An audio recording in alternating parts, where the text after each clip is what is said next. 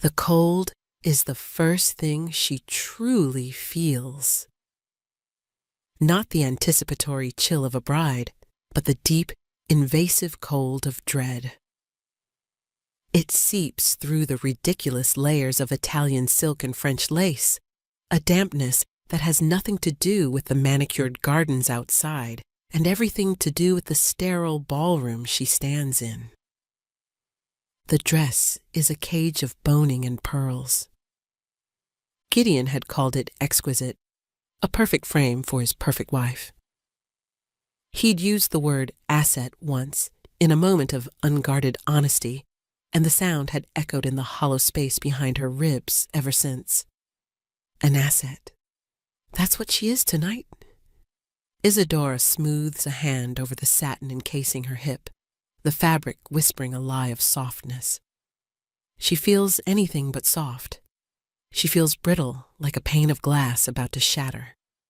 The noise of the reception is a physical weight.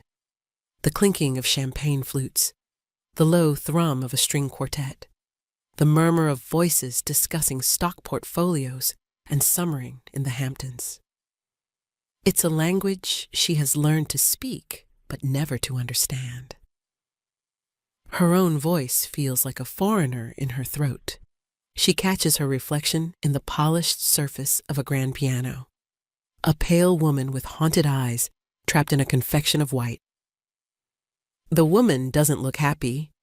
She looks curated, placed, a piece of very expensive, very fragile art. There you are.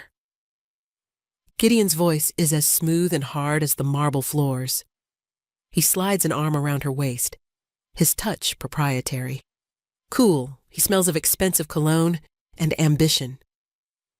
Smiling for the cameras, my love, he murmurs, his lips close to her ear, but his eyes scanning the crowd, forever networking.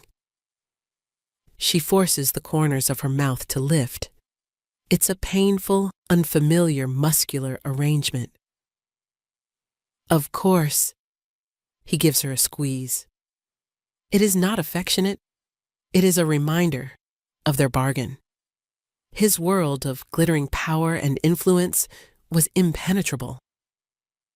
He needed a wife with an impeccable, quiet background, one who would grace his table and never ever cause a scandal. She needed an escape from the suffocating pity and whispers of her old life, from the ghost of her grandfather's failing farm, and the fresh, gaping wound of a future she could never have. The doctor's words still ring in her ears sometimes, a clinical pronouncement that had stripped the color from her world. Scarring, complications. I'm very sorry, Miss Hale, but conception will be highly improbable. Barren. The old, ugly word had clung to her like a shroud. When she'd told Gideon, bracing for the rejection, the end of their calculated courtship, he had simply nodded. A flicker of something, relief, had crossed his face before being smoothed away. It's for the best, he'd said, adjusting his tie. Less complicated. No messy fights over inheritance. It keeps things clean. Clean, yes. Their life was to be very, very clean and empty. A wave of nausea rolls through her. I need some air, she whispers, pulling away from his hold before he can object. He lets her go easily, already turning to greet a senator. She is an asset, but a temporarily self-sufficient one. She pushes through a set of heavy glass doors and steps onto a stone terrace. The air here is different. It's cool and alive, carrying the scent of damp earth and pine from the vast, dark forest that borders the estate. The manicured lawn stops abruptly 100 yards away, surrendering to a wall of ancient trees that seem to swallow the light. It looks like a different world, a truer one. She leans against the stone balustrade, the cold of it a welcome shock against her palms. She closes her eyes, breathing in the wildness. For a moment, the suffocating perfume of lilies and lies recedes.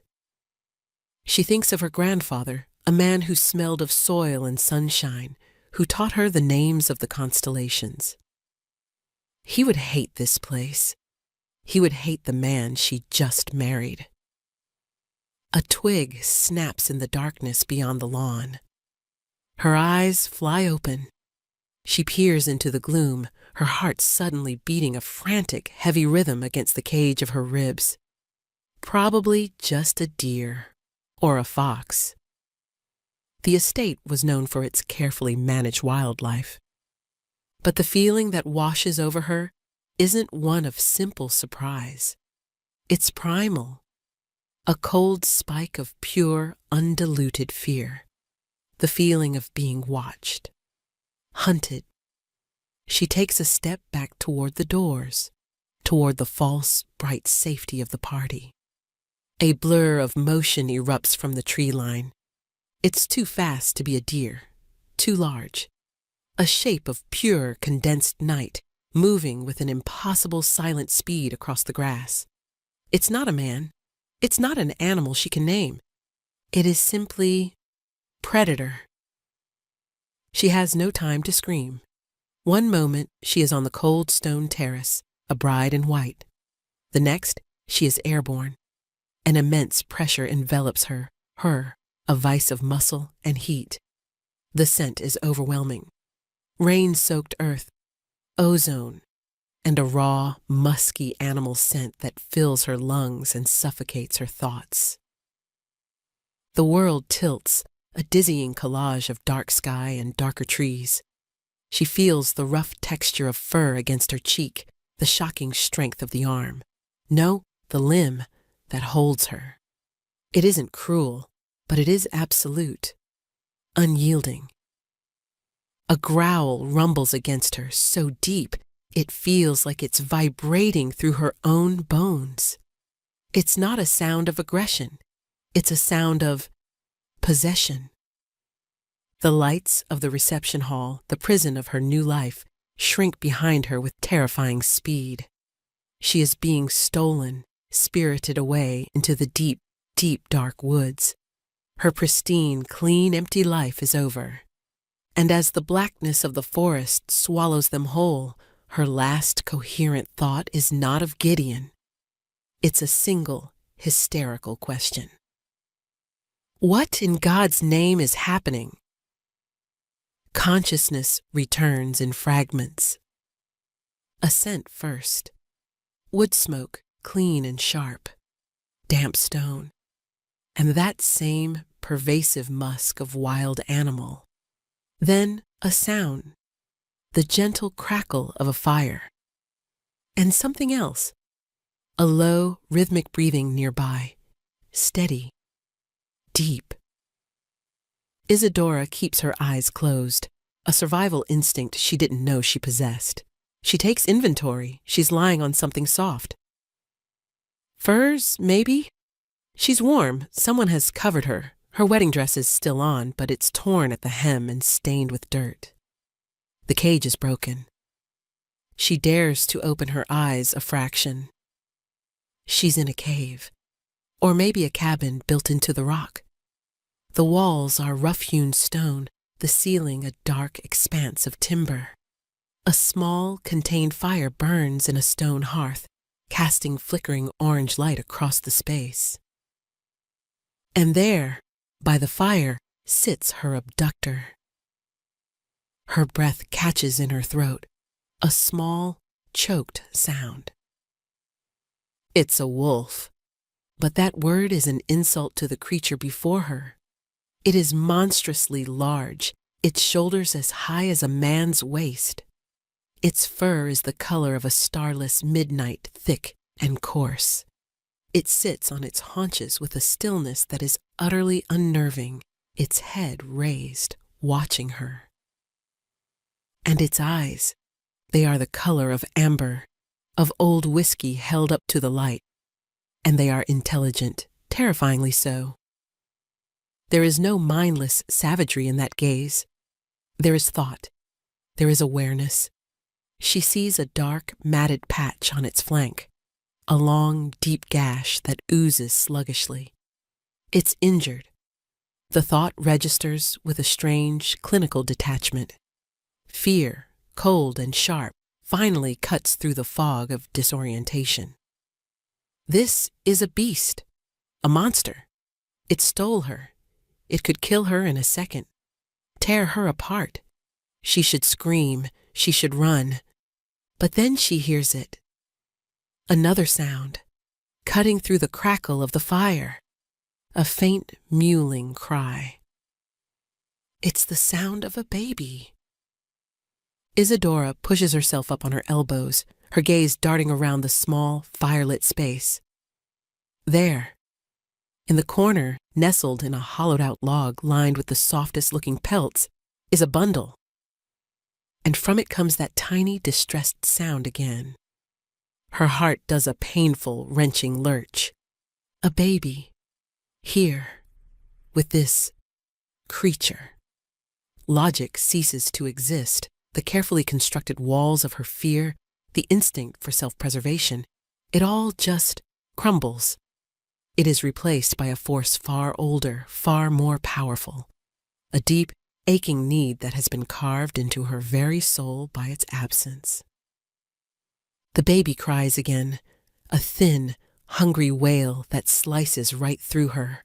She looks from the infant to the wolf. The great beast does not move. Its amber eyes are still fixed on her, but the intensity has changed. It is no longer just watching her. It is waiting. This is a test. She doesn't know how she knows, but she does. Her mind screams at her. It's a trap. Run. Get away from the monster. But her body is already moving. She swings her legs over the side of the fur-covered pallet she was on, her ruined silk dress rustling. The floor is cold stone. She rises, her movements slow, deliberate. She will not be the person who walks away. She will not be Gideon, coolly assessing a situation for its complications. She will not be the doctors with their pitying, clinical gazes. She will not be the world that looked at her pain and turned its back. She will not leave a child to cry in the dark. Her entire life, she has been told she is fragile, delicate, broken. But in this moment, facing a monster in a cave with a crying child, she feels a core of steel solidify within her. She takes a step toward the makeshift crib. The wolf remains silent, a mountain of dark fur and watchful patience. She takes another. The air is thick with tension, with the smell of pine and wildness. She has crossed a threshold, not just in the room, but within herself. She reaches the hollowed log and looks down. The infant is tiny, wrapped in clean, soft wool. Its face is red and crumpled with distress. It can't be more than a few weeks old. A wave of impossible tenderness washes over her, so potent it makes her dizzy. Shh, she whispers, her voice raspy. It's okay. I'm here. She reaches down, her hands hesitating for only a second before she scoops the baby into her arms. The infant is light, warm, and real. It quiets almost instantly, its tiny head turning to burrow against her chest, seeking comfort, seeking life. The feeling of that small, trusting weight against her is a revelation. It fills a void she didn't even know was still there, a vast, echoing chamber of loss. She looks up, over the baby's head, at the wolf. Its amber eyes are still on her, but there is something new in them. Something that looks terrifyingly like approval. Her gaze falls on a small, neatly arranged pile near the hearth. A clay jug, a stack of clean-looking cloths, a small wooden bowl. It's as if they were left for her. The jug is filled with fresh, warm goat's milk. This beast, this kidnapper, had provided for the child. and for her. The world tilts on its axis again. Nothing makes sense. She sits on the floor, cradling the baby, and dips a cloth into the milk, gently offering it to the infant's searching mouth. He latches on, suckling weakly at first, then with more strength. As she feeds the child, her eyes drift back to the wolf's wounded flank. The gash is ugly. It needs to be cleaned. The thought is insane, suicidal. But the creature hasn't harmed her. It brought her here, to this strange sanctuary. It entrusted her with this child. It is hurt. After the baby is fed and burped and settled back into his warm nest, sleeping soundly, Isadora makes another choice. She finds a clean cloth and soaks it in the water from a skin pouch near the wall. She approaches the wolf. Her heart hammers against her ribs like a trapped bird. Every instinct is screaming. This is madness. She stops a foot away from it. "I'm not going to hurt you," she says, her voice barely a whisper. "You're hurt. Let me help." The wolf watches her, its head cocked. A low rumble starts in its chest. Fear lances through her, cold and sharp.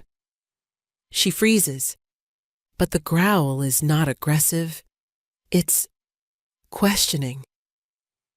It lowers its massive head and dips it once, a slow, deliberate nod. Then it shifts its weight, carefully lying down on its side, exposing the wound to her. An act of trust so profound it steals her breath. Trembling, she kneels beside it. The heat rolling off its body is immense, like a furnace. The smell of its fur is thick in her throat. She reaches out a shaking hand and gently, so gently, begins to clean the edges of the wound. The wolf flinches but does not move away. It lets her tend to it, its deep, amber eyes never leaving her face. Under her fingers, she feels the coarse texture of its fur, the powerful muscle beneath, the steady, rhythmic beat of its life. In the firelight of a wild cave, surrounded by stone and shadows, Isadora, the barren bride, tends to a monster and a child. And for the first time in a very long time, she doesn't feel broken at all. She feels necessary. The days blur into a strange, rhythmic peace. A new reality takes root in the small, firelit world of the cave.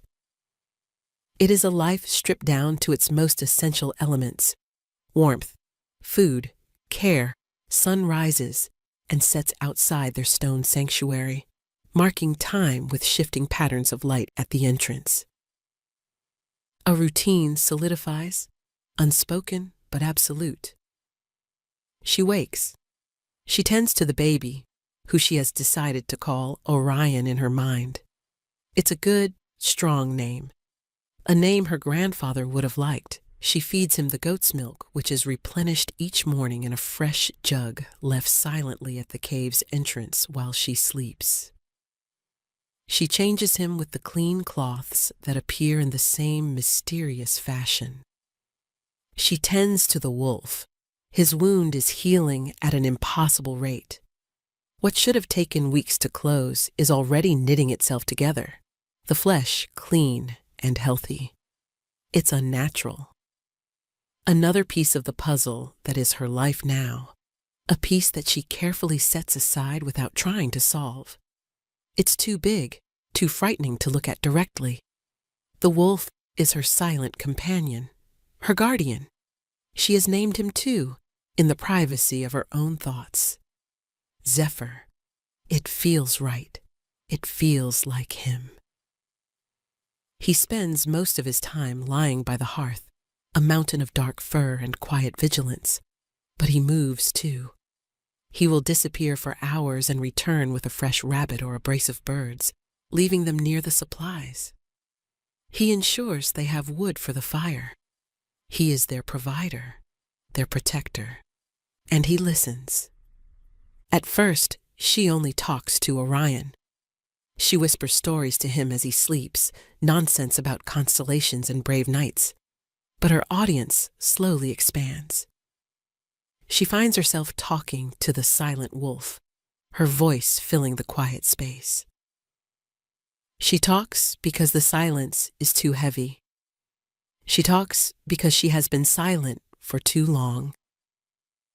Gideon never liked the quiet, she tells Zephyr one afternoon, her voice soft as she rocks Orion in her arms. The wolf's amber eyes are fixed on her, his head resting on his paws. He said it was unproductive. There was always music playing, or the television droning on about the news. I think he was afraid of what he might hear if it ever stopped. She looks down at Orion's sleeping face, the perfect miniature curve of his lips. He didn't want children, she whispers, the confession a painful stone in her throat. When he found out I couldn't, he was relieved. He said it was perfect. Can you imagine? Calling something so broken perfect. A tear escapes and traces a cold path down her cheek. She doesn't wipe it away. The wolf, Zephyr, makes a soft noise in his throat, a low, guttural whine. He pushes himself up and pads silently over to her. He is enormous, looming over her where she sits on the floor. For a second, a flicker of the old fear returns. But he simply lowers his great head and nudges her hand with his wet nose. A gentle, insistent pressure, a wordless offering of comfort. She stares at him, her heart aching with a strange mix of gratitude and disbelief. This wild creature is showing her more compassion than her husband ever did. He doesn't even know I'm gone, she says, her voice thick. Not really. He knows his property is missing, his asset. He'll be angry about the scandal, the inconvenience, but he won't be worried about me. She lifts her free hand, and with a hesitation that feels monumental, she rests it on the wolf's massive head. His fur is thick and surprisingly soft beneath her palm. He doesn't pull away. Instead, he leans into her touch, a low rumble of something like a purr vibrating through his chest. A current, warm and startling, shoots up her arm. It's a shock of connection so profound, it makes her gasp. It feels like recognition, like coming home to a place she's never been. Fear is slowly, day by day, being replaced by something else.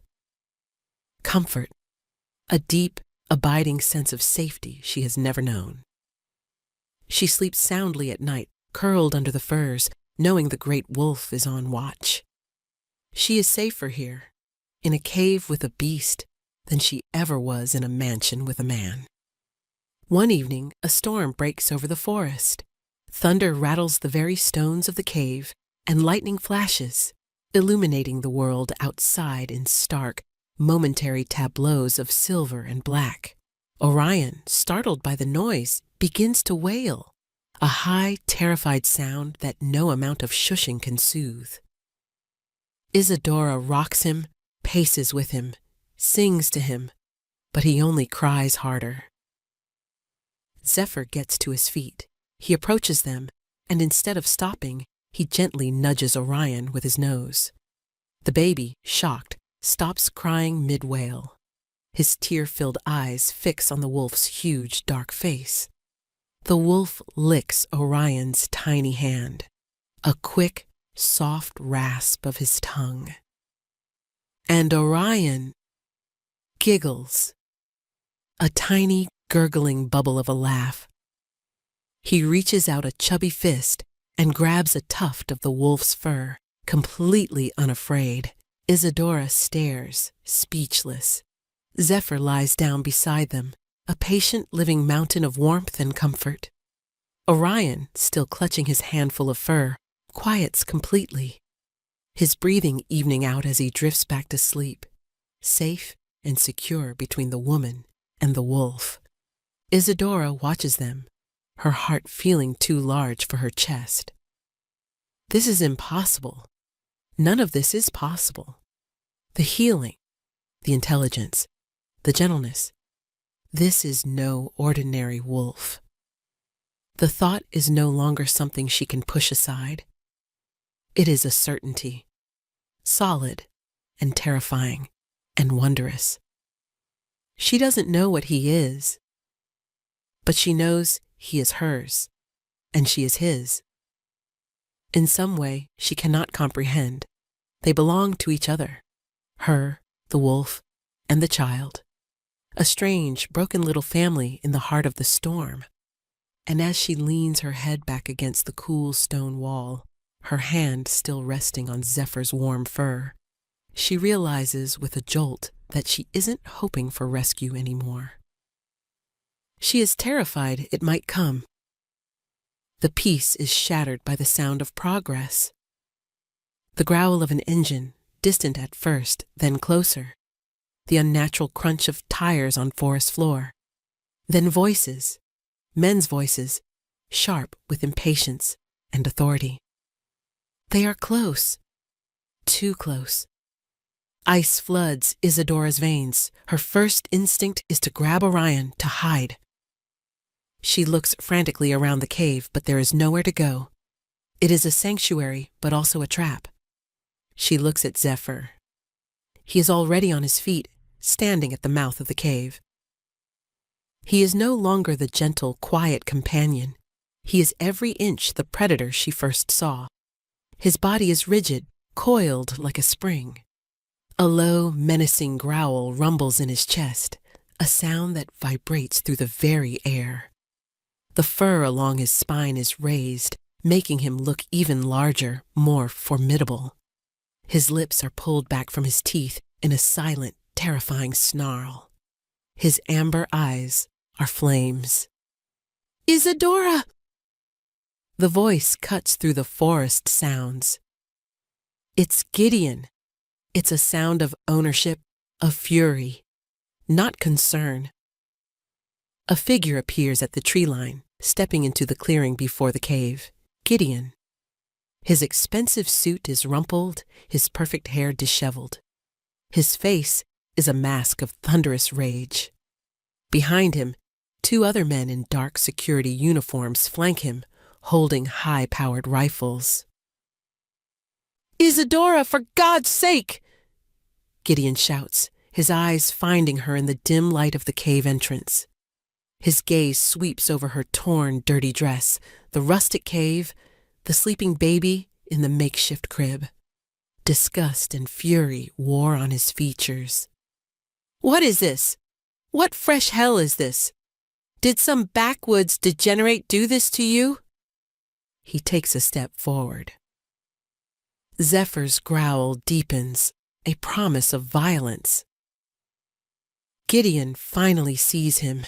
He stops dead, his face paling. What in the... Shoot it! He snaps at his men, not taking his eyes off the wolf. No! Isadora screams, her voice raw. She moves to stand slightly behind Zephyr's massive shoulder, a part of his defensive line. Don't! You don't understand! Gideon's eyes narrow, flicking from the wolf to her, then to the baby. A slow, ugly understanding dawns on his face, an assumption so vile it makes her stomach turn. I see, he says, his voice dripping with venom. Running off with some wild animal! Have you lost your mind? He takes another aggressive step. We are leaving. Now. We'll fix this. A story about amnesia, a brief traumatic kidnapping. I can salvage this, but you are coming with me. He lunges, reaching for her arm. It happens faster than she can process. Zephyr is a blur of black fury. He doesn't leap. He explodes from his position, a silent, deadly projectile of teeth and muscle. He hits Gideon square in the chest, sending him flying backward onto the forest floor with a grunt of pain and shock. The security men raise their rifles. "Don't shoot!" Isadora shrieks, but it's too late. A shot cracks through the air, deafeningly loud. Zephyr yelps, a sound of pure agony that rips through Isadora's heart. He stumbles, his front leg buckling. Another shot. He cries out again, but his momentum doesn't stop. He turns on the man who shot him, a force of primal rage. The man has no time to scream before the wolf is on him.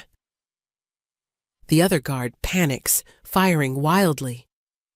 Isadora ducks back instinctively, shielding her head. She hears a pained cry, a thud, and then silence. A terrible ringing silence broken only by Orion, who has woken up and is now screaming in terror. Isadora forces herself to look. The two guards are down, one unmoving, the other groaning. Gideon is scrambling backward on the ground, his face a mess of terror and disbelief. And Zephyr. He is standing over the fallen men, his body heaving. His dark fur is slick with blood, not just from his enemies. There is a dark, wet patch high on his shoulder, and his front leg is held at an unnatural angle. He is swaying on his feet. He saved her. He fought for her. He is grievously injured for her. Gideon, seeing his chance, fumbles for the rifle dropped by one of his men. He gets it, his hands shaking as he clumsily raises the barrel, pointing it directly at Zephyr's heaving chest. "Filthy animal!" He spits, his voice trembling with a mixture of fear and rage. Time slows down. Isadora sees the glint in Gideon's eye, the tightening of his finger on the trigger. She sees Zephyr, wounded and exhausted, unable to defend himself. In that instant, there is no choice. There is no thought. There is only a single, blazing certainty. She runs. She launches herself from the mouth of the cave, her torn dress flying around her, and throws her body in front of the wolf. She spreads her arms wide, a fragile human shield between the gun and the beast who protected her. "No!" she screams, her voice cracking with a power she has never known. "Stop! If you shoot him, you'll have to shoot me too." Gideon freezes, his eyes wide with utter shock. He is looking at her as if he's never seen her before. The timid, compliant woman he was going to mold into the perfect political wife is gone. In her place is a fierce, defiant stranger, protecting a monster. "Isadora, move," he says, his voice a harsh whisper. "No," she says, her own voice steady now, resolute. She doesn't look back at the wolf, but she can feel his heat, hear his ragged breathing right behind her. She is his only defense. "You will not hurt him." She holds Gideon's gaze, unflinching. In this moment, shielding this wounded creature with her own flesh and blood, she feels more whole, more powerful than she ever has in her life. She has made her stand. She has chosen her side. This act of impossible, selfless love is a key turning in a lock she never knew existed. Behind her, the world shifts. A wave of heat washes over her back, so intense it's like standing before an open furnace. A blinding, golden light erupts from behind her, pouring out of the cave mouth, bathing the entire clearing in an ethereal glow. Gideon cries out, shielding his eyes. "What? What is that?" Isadora feels a strange energy prickle over her skin, The ragged, pained breathing of the wolf behind her changes. It becomes a sharp gasp, then a groan of profound, human-sounding pain. She risks a glance over her shoulder. Her mind refuses to process what her eyes are seeing. The form of the great black wolf is dissolving, shimmering like a heat haze. Bones crack and reshape with audible, sickening sounds. Fur recedes into skin. The massive, lupine form collapses, elongating, changing, reforming.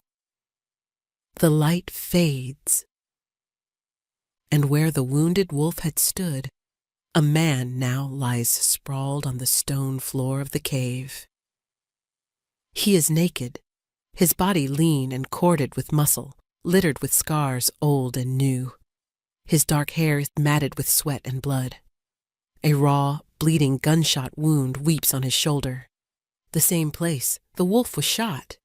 He pushes himself up onto one elbow, his head hanging.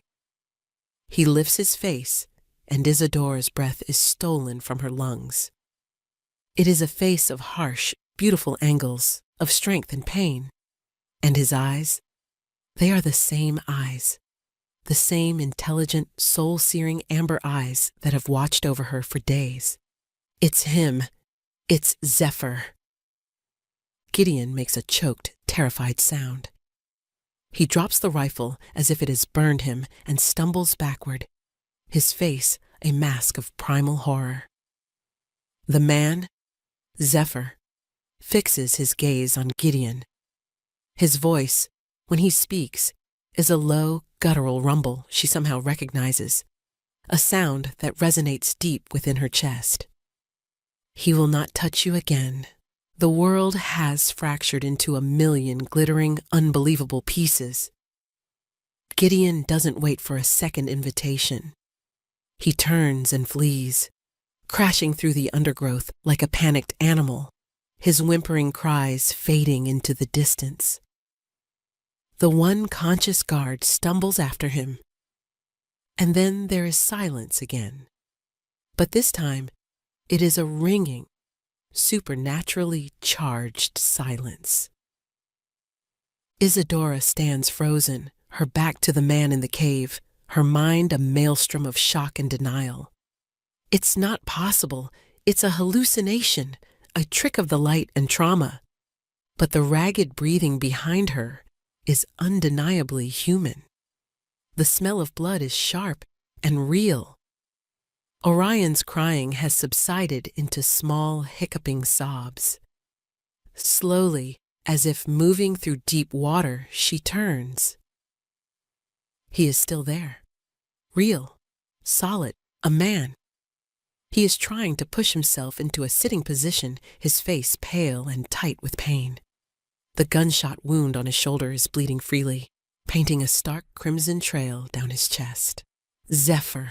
The name feels both foreign and intimately familiar on her tongue. You, she breathes, the word failing to form properly. He meets her gaze, and the pain in his amber eyes is more than just physical. It is a deep, ancient agony, shame, regret. Isadora, hearing her name in his voice, this voice that is both new and old, is a shock that finally breaks her paralysis. She moves toward him, her legs unsteady. She kneels beside him on the cold stone, her ruined wedding dress pooling around her. The proximity to his nakedness should be alarming, but it isn't. She feels she knows this body. She has touched the fur that covered it, felt the heat of it, the strength. "You're hurt," she says, her voice a thin whisper. It's the only practical thought she can grasp onto in the swirling chaos of her mind. He looks down at his bleeding shoulder, then back at her. "It will heal." "You're a..." She can't say the word. Shifter, werewolf. It belongs in stories, not in her life. He gives a short, harsh nod. I am the alpha of the Blackwood pack. His eyes drift to Orion, who is watching them with wide, curious eyes from his crib. Orion is my nephew, my brother, his mate. They were killed in an attack on our territory a month ago. Poachers. He is my charge now. It all falls into place, each impossible piece clicking together to form a picture that is still insane, but suddenly coherent. The intelligent eyes, the unnatural healing, the mysterious provisions. And me? She asks, her voice trembling. Why did you take me? A wave of something that looks like profound guilt washes over his features. He looks away from her, at the stone floor. I couldn't let the ceremony finish. I couldn't let you bind yourself to him. Why? She presses, needing to understand. He finally looks at her again, and the raw vulnerability in his gaze is devastating. In our world, some are connected, a bond that exists before we ever meet, an echo of one soul in another. We call it the anamkara, the soul friend, the soul mate. He takes a ragged breath. You are mine, Isadora. The words hang in the air between them. You are mine. It's not a statement of ownership like Gideon would say it. It's a statement of fact, a confession of a fundamental truth. It explains the pull she felt, the inexplicable sense of safety, the shocking current of connection when she touched him. I felt your pain, he continues, his voice low and raw. At your wedding, it was a scream in my soul. Your loneliness, your despair. He was killing you slowly, turning you into a ghost. I couldn't stand by and watch it happen, so I took you. It was a monstrous thing to do, a selfish thing, but it was the only thing I could think of. Isadora stares at him, her heart hammering. Kidnapped by her fated mate to save her from a loveless marriage. It's the plot of a mad fairy tale, but the proof is lying bleeding in front of her. She reaches out, her hand hovering over his wounded shoulder. The intimacy of the moment is overwhelming. Skin on skin. She presses a piece of her torn dress against the wound, applying pressure. He winces, hissing through his teeth, but doesn't pull away. The silence stretches.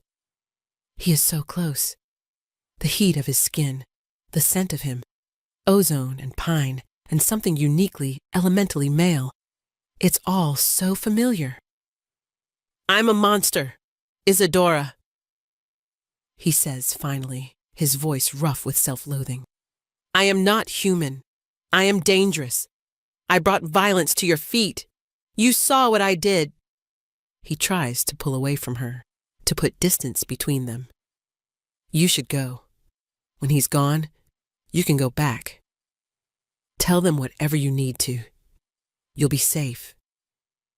Go back? The words are incredulous, torn from her throat. Go back to what?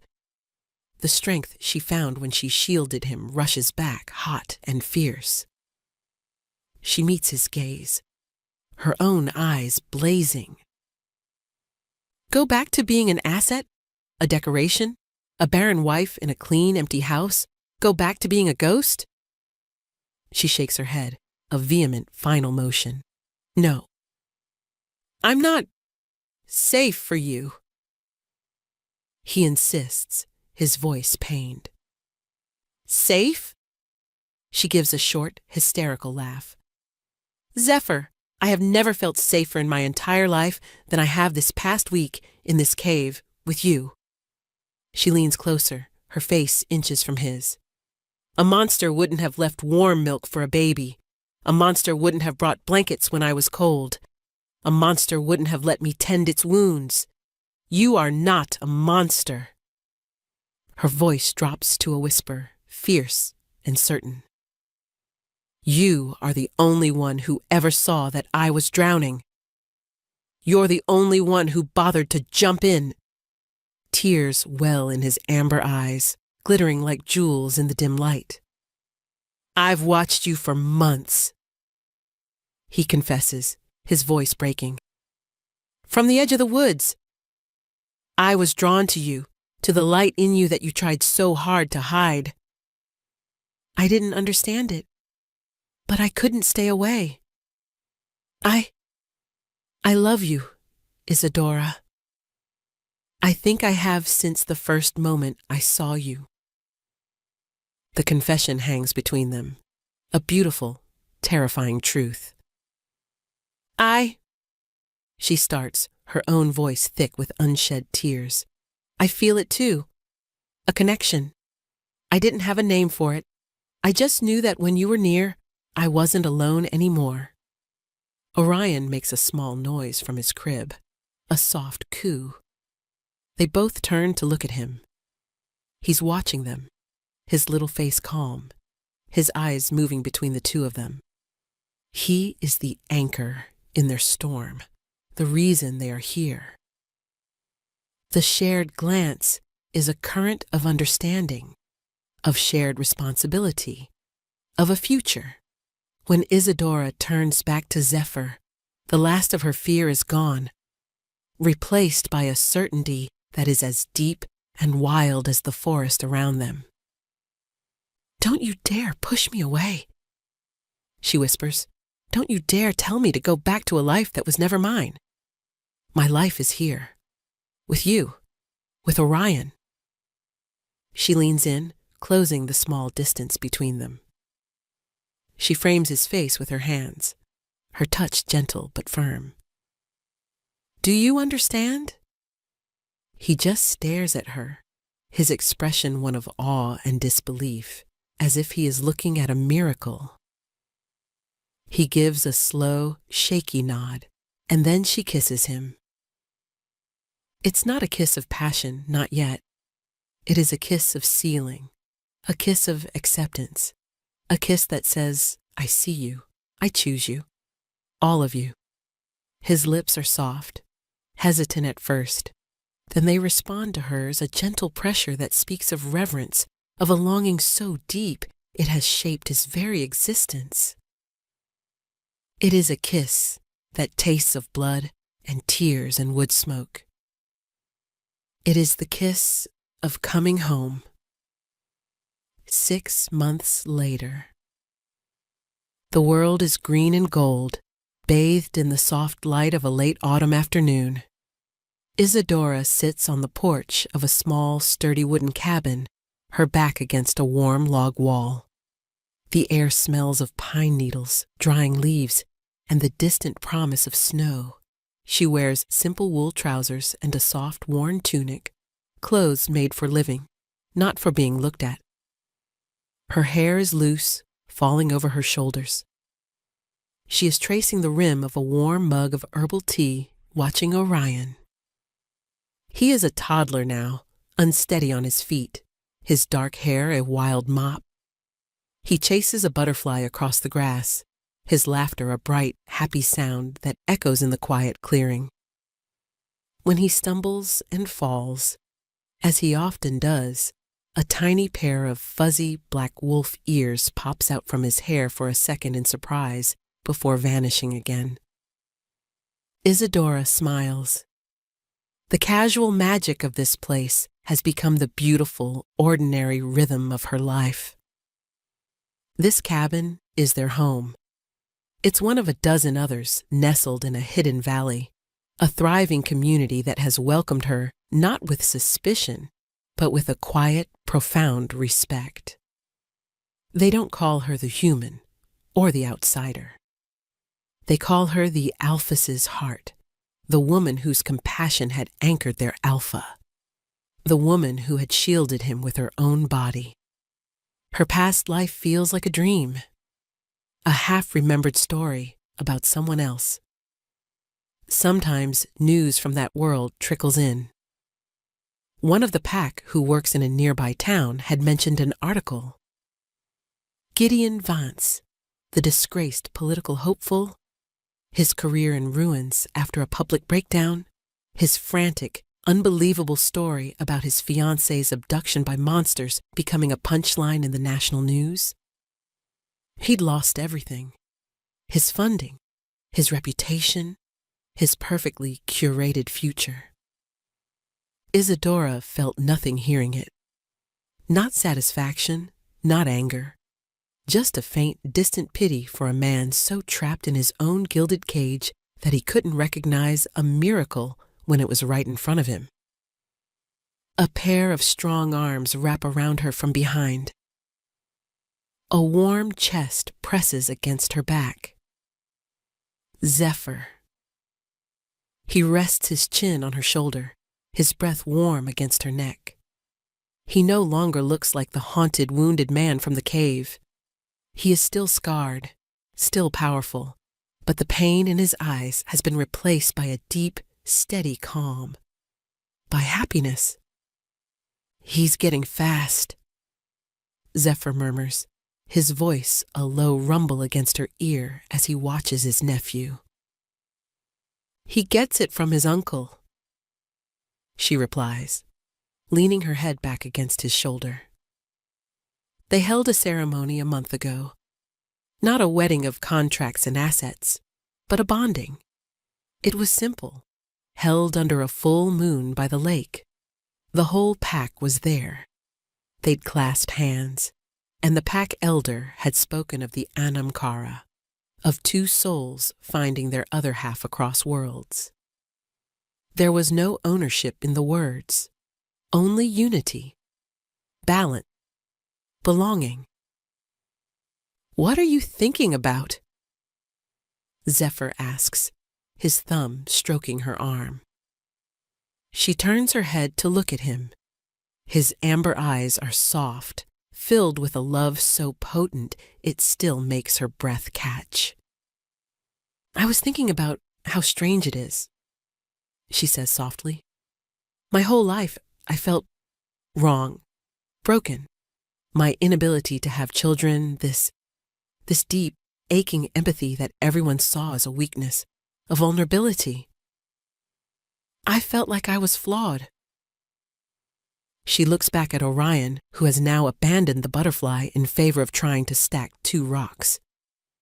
He is her son in every way that matters. She is his mother.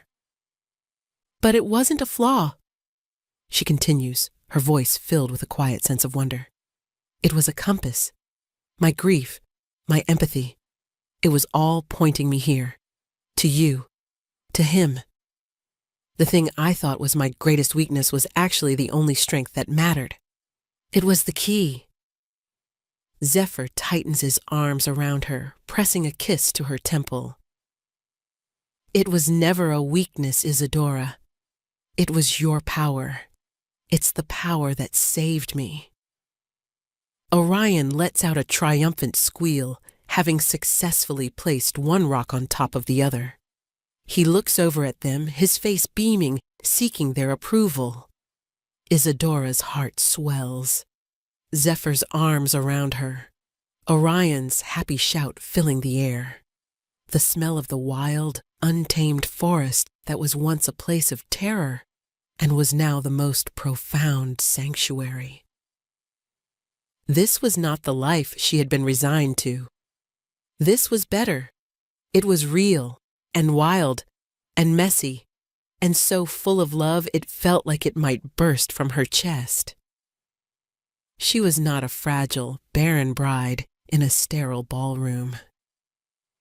She was a queen in her own wild kingdom. She was home.